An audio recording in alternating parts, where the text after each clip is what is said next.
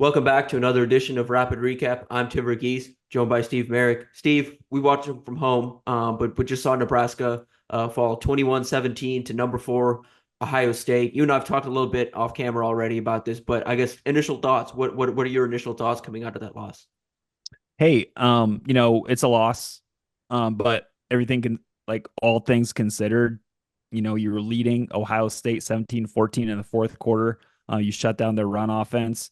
I thought that today was a really good kind of step forward, a response from Nebraska and everybody in that program because like we've said in previous podcasts, the noise surrounding the program with the fan base and everything about it, it's just been so great. But for them to Matt Rule to get his guys ready to go to Ohio State, show up and do what they did. Of course, it's a loss. Everybody's going to point at that, but still 21-17 against the number four uh, ranked ranked team in the country, Ohio State, a national title contender. I mean, you have to be coming away from this game pretty optimistic if you're a Nebraska fan, in my opinion.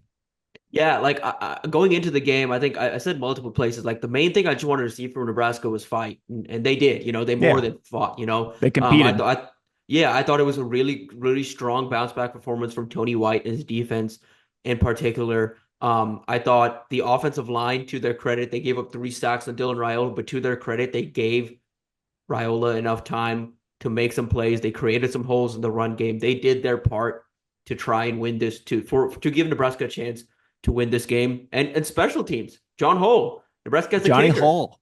Johnny Hall making some field goals from 39, 47, and then 54. We had heard about his big leg, but have never really seen it just because of Nebraska's field goal unit team being a disaster for most of the season, but they completely, shifted. They look like they cleaned things up this week.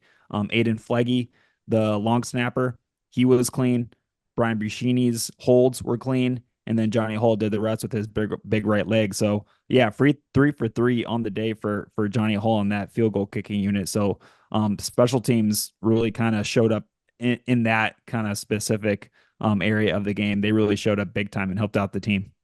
Yeah, and it's a good confidence booster for them kind of moving through the rest of the season. You're going to need, you're going to need your kicking game down the stretch of this year. And overall, I think the biggest thing with this win or loss, the biggest thing from this game is it's a confidence booster. You wondered coming out of the Indiana, if Nebraska does suffer, another blowout type loss, what's their energy going to be like going into UCLA this week? But now Yep. coming off of this, you have Mm-hmm. some energy. You have like something to hang Mm-hmm. your hat on. You have something to rally from. And the best part, I think, for Nebraska's staff is you can go back and you can coach them. There's still plenty to clean up, still plenty on both sides of the ball to clean up. You have a UCLA team that's a little down coming in this week. I think overall, I think you take the performance. Of course, you would like to win that game. And I think Nebraska Yep. was positioned to win that game. And I'll even Mm-hmm. say this. This was the first game of the year where, because there's been games where Dylan hasn't necessarily played well or had some freshman moments, and Nebraska's found ways to win or found ways to survive. This was the first game where I felt like if Nebraska had just a little more from Dylan Raiola today, Mm-hmm. they potentially win that game because there were a couple misses from him in the first half, second half as well. And again, we've talked about it plenty. It's on everyone's mind. Play calling, was spotty as well. There was a good Mm-hmm. couple stretches there for Marcus Satterfield of good play calling and good drives, but I think the first half there were some issues, second half some issues. The insistence on trying to make the perimeter throws Mm-hmm. work Yeah. is frustrating. Hmm. We understand why Marcus Satterfield wants to use those perimeter plays, those receiver screens, tight end arrow screens. We get it, but at some point you need to look at the production there and see how often those receivers in those positions being asked to block, how often they're failing at doing that and move on from it. And I think we have reached that point. So we'll see, what happens against UCLA, but to continue to do something over and over and over again and have it fail over and over and over again is just kind of getting to the It's kind getting of to the insanity part. yeah, absolutely, for sure. But moving on elsewhere, I thought Nebraska's run game, the handoff run game, it saw some success. It showed some life. Nebraska rushed for 121 yards. If you take out the sack yardage, that gets bumped up to 142.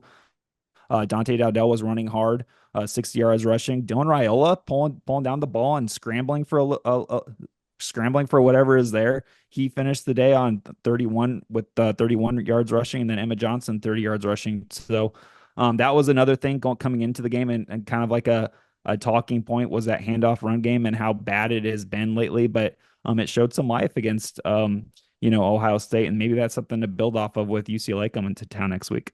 Yeah, I think you like something I noted kind of midway through that game once Dante Dowdle specifically started getting rolling. When he gets into a rhythm, he's real hard. Like he's a guy that needs a couple consecutive carries to get into that rhythm. And once he's in Mm-hmm. that rhythm, he's hard to bring down. And you wonder a little bit, hey, with the run game getting going, even if it's like, relatively like a little bit, does it allow and give the staff confidence to pull away from some of those horizontal type throws? Because the reason they were doing that was to, try and create Mm-hmm. again artificial type run game when the run game wasn't working. When you have that now and you can lean on that now, can you lean on other things in the offense? Can you build a play action game? I want to see more of that. I want to see more of a play action game moving forward for Nebraska to get some of these again, like that's what they did early in the year. I want to see them get back to that. Um, some of those runs that Dowdell had, if he would just like break a tackle, they would have gone for much more yardage and perhaps end zone calls too. And that's get ready for another week of Matt Rule saying he wants more explosive plays at the second level. If you just beat one guy, there's all sorts of yardage to be had behind those guys. And I think Dante Dowdell, you could see it on the field too, where he would get tackled and he would just kind of like make a motion that like, dang it, I was so close, and like he was so close to busting some big ones. And so fans are sick and tired of hearing this because they've heard it for years and years and years. They're close. They are so close to doing some really really good things that could have made a real impact in that game. But Tim, defensively, I mean, holding Ohio State to 64 yards. Jamari Butler looked like he was everywhere. Deshaun Singleton just being a downhill safety, Hell of a hard bounce hitting back week for dude. him too after last Yeah, week because there were absolutely. times in the run game where Mm-hmm. he was like the liability, and to come up and play the way Yep. he did was really impressive. 10 tackles for Deshaun Singleton, John Bullock, 5 tackles, Jamari Butler, 5 tackles, but he also had a sack and 3 tackles for loss. The Isaac, best day of his oh yeah, season at yeah, least. absolutely, and also MJ Sherman too. We got to give him Yep. credit for how he was harassing that backup left tackle for Ohio State. Ohio State, Tim, I mean, their weakness, Nebraska exposed their weakness Oh with that yeah. offensive line. And, because of Nebraska, now everybody is going to be questioning Ohio State moving forward and if they are a legitimate national title contender after they nearly get beat by Nebraska. But the defense, like we said before, Tim, I mean, they kind of flipped the script right now and made some improvements and showed and in my opinion, hold Ohio State to 21 points. They played well enough to win. Yeah, I think the defense did everything they could to keep Nebraska in this game and give Nebraska a shot. Again, and even the secondary, again, there was those two early touchdowns, but I thought they played well after that, quietly because he wasn't targeted very much. I think Sierra Wright played a very good game, super sticky in coverage every time I saw him. Kind of dealing with some rotational stuff like Malcolm Hartzog was playing the other corner spot. Buford moved up to Yeah, safety. yeah. And Hartzog, I understand there's some questions about why Hartzog's on the field as much as he is. He had his fourth pick of the year, leads the team in interceptions. There's a reason he's Leads the out there. team with 4. And Yeah. and the play he made, we'll have to go back and watch it, and I'm sure you're going to do that on Blackshirt breakdown, or later this week. The interception, it's unreal. It's an overthrow, but it's unreal recognition from Hartzog from the outside corner spot, making that play and recognizing where that ball is going and putting Hmm. himself in position to come down with that ball. He basically moves from the outside receiver way up about 10, 15 yards to get behind the number two receiver to his side. Something that sticks out elsewhere, the penalty situation. Nebraska got flagged 7 times for 62 yards. Ohio State only 3 times for 36 yards. We're going to be bringing up the penalty situation here. Obviously, Big Ten officiating has been a talking point all season long. Officiating in general has been a talking point all season long, but you don't want seven penalties because some of those were really impactful too. That came on I know Malcolm Hartzog got flagged for defensive pass interference. 3 plays later, Ohio State found the end zone. I think Dylan Raiola may have had a third down conversion, but I think it was Alex Bullock, if my memory is correct. He false started and pushed them back, and then ultimately the offense had to punt. So, not a great day in the penalty area for Nebraska, but again, it's just going to be a talking point moving forward with some of those weird penalties, the ball spots that were Yeah. off. There's just a whole bunch of stuff that continues every single week. So I have no idea what the issue is with the officiating. Yeah, and it's to a point too where it's like in a game like this, like it's a real issue because Nebraska. I mean, Rule talked about it after the game. That Yep. that that those four downs they had on the goal line when they couldn't punch it in. One, they thought they were close when they brought in the big boy package when Ty Robinson was out there. They thought they had Hmm. it at the one or even inside the one, and then they get out there, can't really call a timeout. Basically, you have to call what's run and just kind of stick to that. And that's why they ran what they ran there. But and the ball spot, if you go back from the broadcast at least, and from the reviews we got, they were inside that 1 yard line, if not right at the Oh one yeah. yard line. Hmm. Then at the end of the half, you would like to have an additional timeout or two there in the late in the half, but also that first down not getting called when it was clearly Clearly past the first first down. down. Yeah. Very It's weird. frustrating. Yeah, a Weird. game changing. Those are game changing Hmm. calls. Those are game changing uh things that happened, and so I mean, you can't talk about the game without talking about those. But again, at the end Yeah. of the day, I think my overall thoughts are I think Nebraska did enough defensively and on special teams to win that game and put Dylan Raiola in a position to win that game. Combination of different things. I think Raiola's play calling, a couple of different things, and I think just lack of effort in perimeter blocking kind of led to Nebraska ultimately losing today. But overall, I think you hang your hat on Nebraska bouncing back, fighting on the road, and putting themselves in that position to win that game. And I think for the rest of the season, I think it sets a good tone.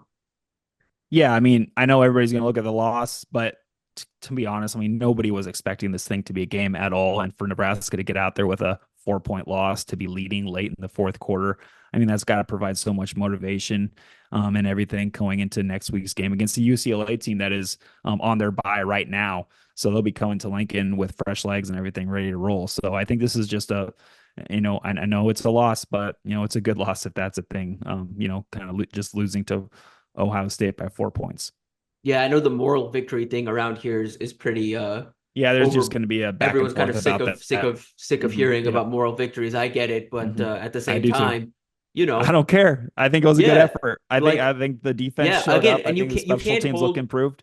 right. You can't hold the staff liable for what's happened before them. You can't hold them for the fact that Scott Frost did rely on moral victories. Mike Riley at times did lean on moral victories, but at the same time, you can acknowledge, hey, we've seen genuine, real like, and we've seen real progress in this team, in this program, in terms of how to build this program up too. We've seen improvement in the culture. We've seen improvement in the foundation. We've seen improvement week to week in how this program attacks and how this like on the previous staffs, you play the way they did last week, you come out again this week and you have a similar performance. But for Nebraska to find it in them to rally back and fight the way they did, I think that says a lot. Yes, totally agree. So, yeah, I mean, it was a. I think this is something really good to build off, and Matt Rule gave a lot of good stuff after the game. It was almost like he was giving a State of the Union address at Nebraska's football program. I don't know if you Doing it did on the not road watch was the. interesting. I thought that Yeah, was for sure. fascinating. Yeah, if anybody listening to this at home did not listen to Matt Rule's post game press conference, hit us up on Inside Nebraska's YouTube channel and watch his post game press conference because he kind of rattled through a lot of different things with his team and I enjoyed listening to it. I thought there was a lot of good stuff in there. Yeah, it's a good peek behind the curtain on kind of where his mentality's at, and it reflects Yeah, I think a lot of what you and I have tried to say about like, hey, this thing takes time, and yeah, but that's you the big have to thing. understand like the little things that translate and the little things that don't, and there's a lot of little things right now that hypothetically should be able to translate week to week now. Yeah, yeah, absolutely. So I think this is just it's a loss, but it was a good loss if that's the thing. For sure. And that'll about do it for us here at Inside Nebraska with our rapid recap. We'll be back later this week with a black shirt breakdown, potentially, maybe. Yeah, we'll be breaking this down black shirt style, Jay, for sure. Cool. Black shirt breakdown, recruiting blitz on Tuesday, and the Nebraska football show on Wednesday, where Steve and I will dive deeper into this game and get you prepared for UCLA. But that'll do it for us here. Enjoy the rest of your weekend, and we will be back on Monday.